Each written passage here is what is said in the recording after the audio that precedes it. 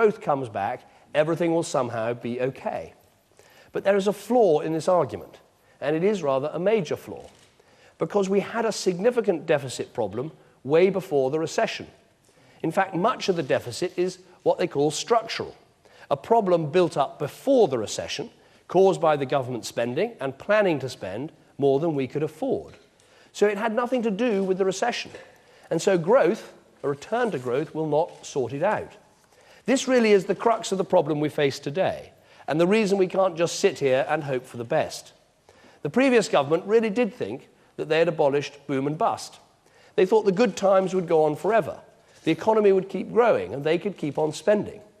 But the truth about that economic growth, and the tragedy, is that it was based on things that could never go on forever. Their economy was based on a boom in financial services, which at its peak accounted for 1/4 of all corporation tax receipts. But this was unsustainable because the success of financial services, a great and important industry, was partly an illusion, conjured from years of low interest rates, cheap money, and a bubble in the price of assets like houses.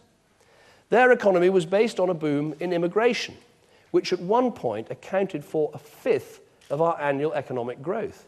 But this was unsustainable because it's just not possible to keep bringing more and more people into our country to work while at the same time leaving millions of people to live a life on welfare.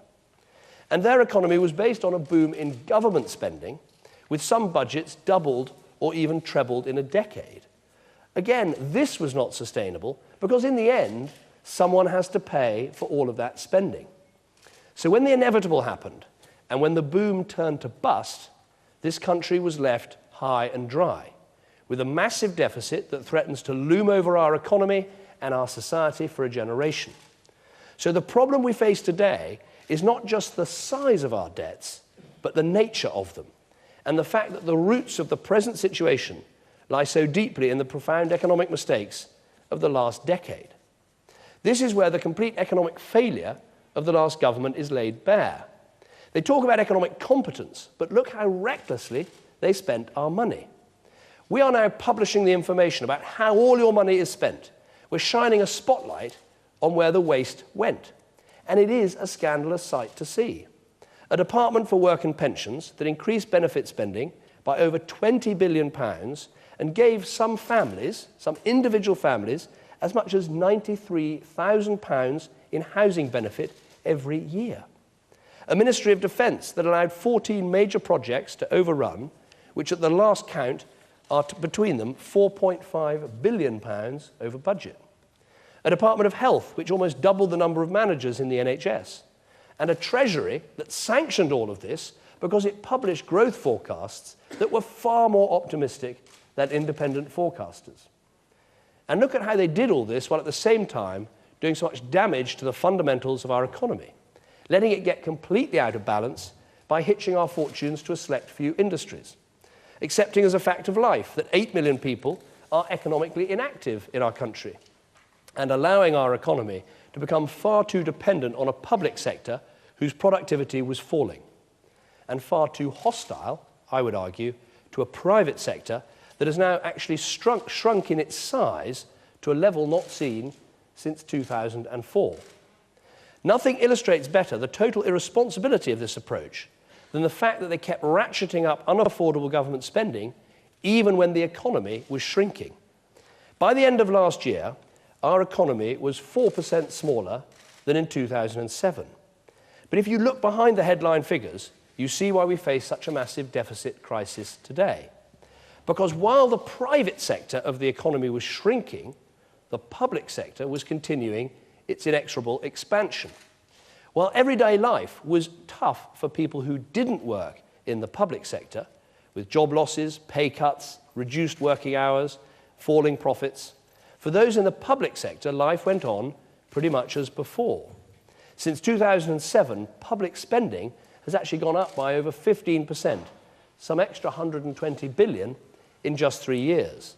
And while private sector employment fell in this period by 3.7%, public sector employment actually rose. So it has been, if you like, a tale of two economies, a public sector boom and a private sector bust. But there was a problem. with this public sector splurge.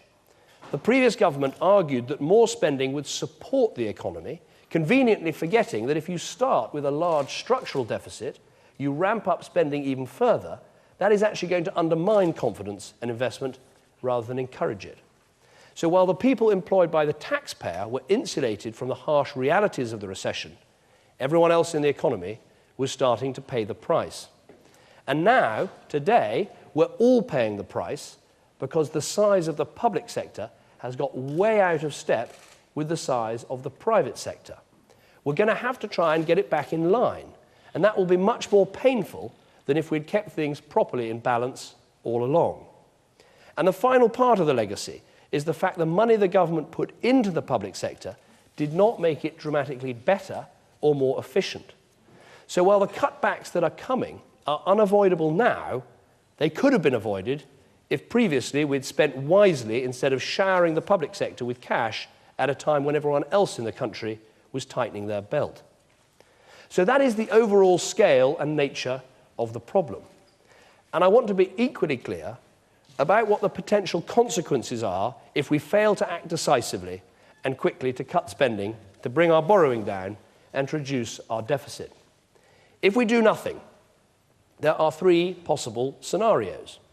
As we've seen, the best case scenario is that we pay increasingly punishing amounts of interest on our debt, dozens of billions every year, without ever actually paying our debts off. That huge drain on the public finances would threaten the money that could have been spent on the things we really want to spend it on. Improving the NHS, giving our children a better education, investing in our country's infrastructure. This, the best case scenario, I would describe as dire, unprogressive, a bad outcome for our country. But as I say, that's the best case. If we fail to confront our problems, we could suffer worse, a steady, painful erosion of confidence in our economy, because today almost every major country in the world is focusing on the need to cut their deficits. And the G20 has called on those countries with the biggest deficits to accelerate their plans for reducing them. If in Britain investors saw no will at the top of government to get a grip on our public finances, they would doubt Britain's ability to pay its way. That means they would demand a higher price for taking our debt, interest rates would have to rise, investment would fall. If that were to happen, there would be no proper growth, there would be no real recovery, there would be no substantial new jobs, because Britain's economy would be beginning a slide to decline. These outcomes would be nothing less than disastrous, in my view, not just for our economy, but for our society too, and our vision of a Britain that we want to see, which is more free, more fair, and more responsible. But even more worrying is the example of Greece, a sudden loss of confidence and a sharp increase in interest rates. Now, let me be clear. Our debts are not as bad as Greece. Our underlying economic position is much stronger than Greece's. And crucially, we now have a government that I would argue has already demonstrated its willingness and its ability to deal with the problem. But Greece stands as a warning of what happens to countries that lose their credibility or whose governments pretend that difficult decisions can somehow be avoided. Thankfully, this is a warning that's now focused the attention of the international community. That is why we believe there's only one option in front of us: to take immediate and decisive action. That's why we've already launched and completed an in-year spending review to save £6 billion of public spending. It's why shortly our new independent Office for Budget Responsibility will set out independent forecasts for both our growth and our borrowing, so that never again can this country sleepwalk into such a massive debt crisis. Our actions have already been noticed around the world, and I'm glad the G20 summit this weekend explicitly endorsed the decisions that we've taken. So this is the sober reality that I have to set out for the country today. The legacy left by the last government is terrible. The private sector has shrunk back to what it was over 6 years ago. Unless we act now, interest payments in 5 years' time could end up being higher than the sums we spend on our schools, on climate change, and on transport combined. Because the legacy we've been left is so bad, the measures that we need to deal with it will be unavoidably tough.